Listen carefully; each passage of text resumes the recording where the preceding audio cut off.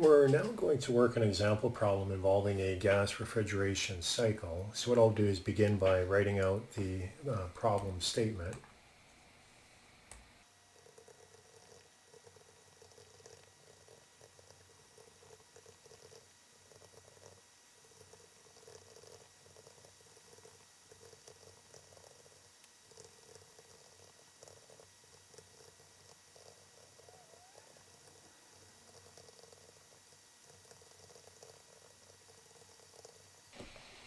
So there's the problem statement that we're dealing with, and what we have is a gas refrigeration system, ideal gas refrigeration system, and we're maintaining our space at minus 23 degrees C.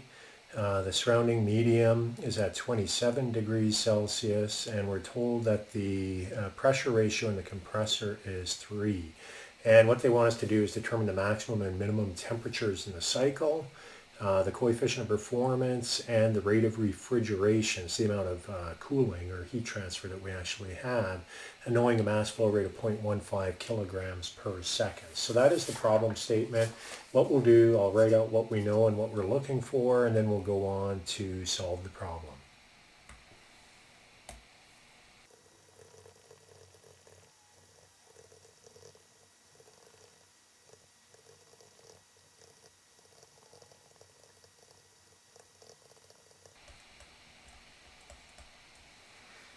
So that's what we know and what we're looking for. And now what I'll do is I'll write out the process schematic as well as the process diagram, and then we'll start working through the problem solution.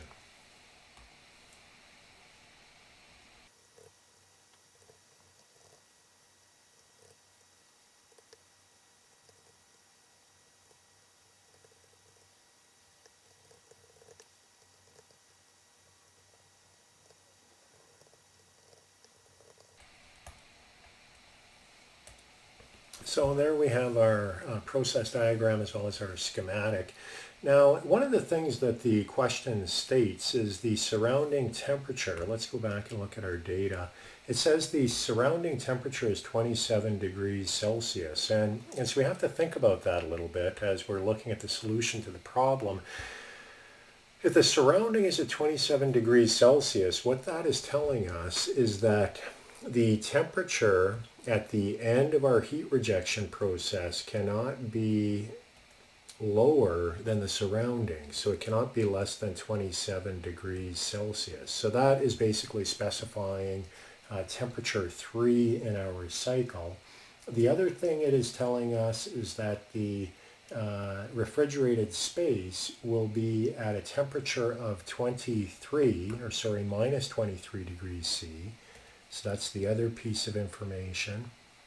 So if the refrigerated space is at minus 23 degrees C, that means that our temperature 1 cannot go above that. So that has to be minus 23 degrees C.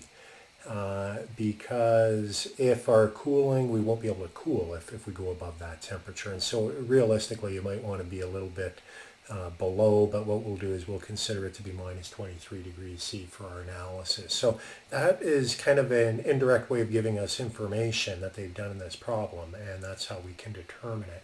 So what we'll do now, we'll go ahead, we'll determine states, and then go through and solve the problem.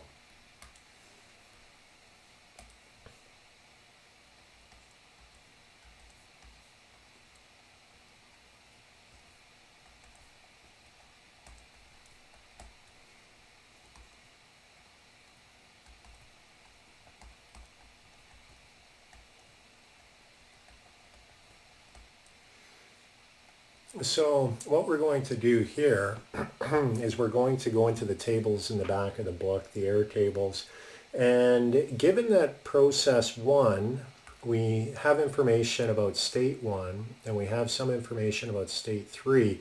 We don't have information about state 2 or 4, and so that's what we need to determine. Process 1 through 2, notice it's an isentropic process, as is 3 through 4. We're dealing with an ideal cycle here.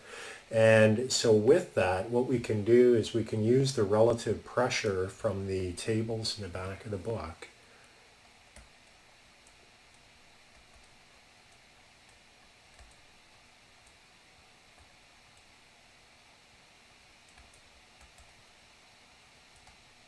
and I'll get the enthalpy as well while I'm at it, and then I'll get relative pressure for state 3.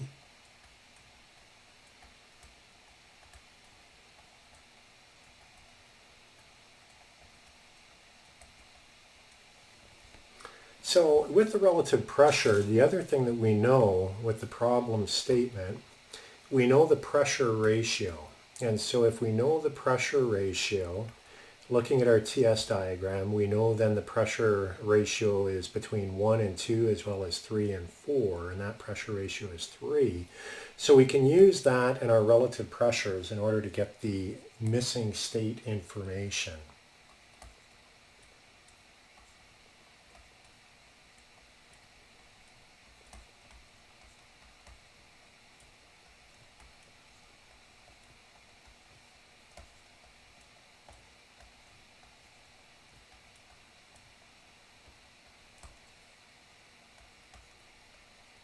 So knowing the relative pressure at state 2, we can then go into the tables and look up the temperature. We have to do an interpolation here.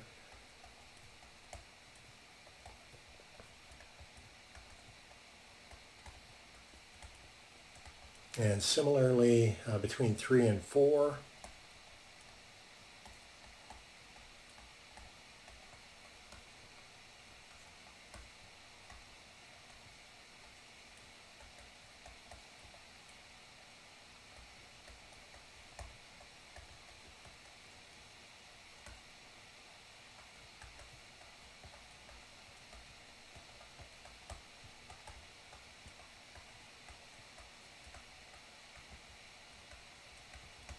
so there we have all the state information. We can now go ahead and start answering the different questions that have been posed to us for the problem.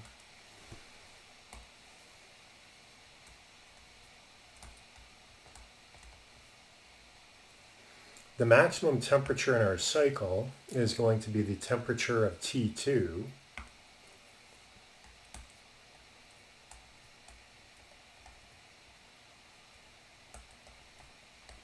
And the minimum temperature is T4.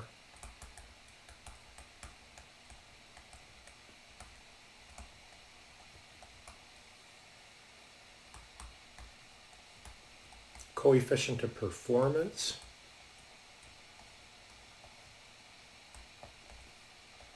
would be the desired effect, which is cooling.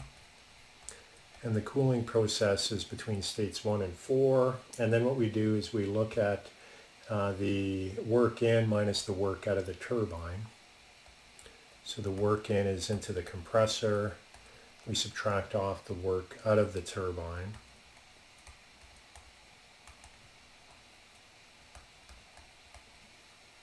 And finally, what we want to determine is the amount of cooling that we're providing.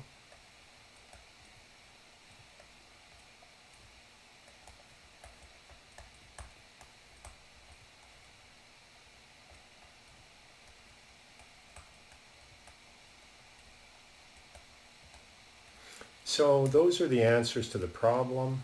We have our max, our min temperature, the coefficient of performance, as well as the amount of cooling that we get from the cycle, knowing the mass flow rate.